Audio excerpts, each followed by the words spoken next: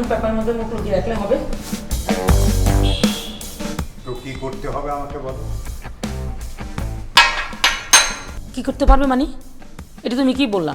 শোনো, তোমার ছেলের বউ আমার মোটেও পছন্দ হয়নি। এটা কেমন কথা? নতুন বউ তার হাজব্যান্ডকে তুই তুকারি করছে, এটা কোনো কথা? এটা ভালো দেখায়?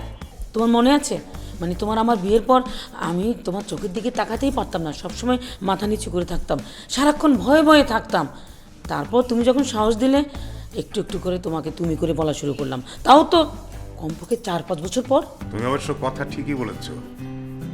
তোমার আর আমার বিয়ের আগে তো যোজনার সঙ্গে দুজনের কোনো চেনাও ছিল না, জানাও ছিল না।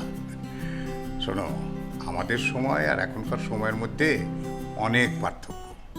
ঠিক আছে, ওরা যে যাকে যে সম্বোধন করে খুশি থাকে থাক না, তাতে আমাদের সমস্যা কি?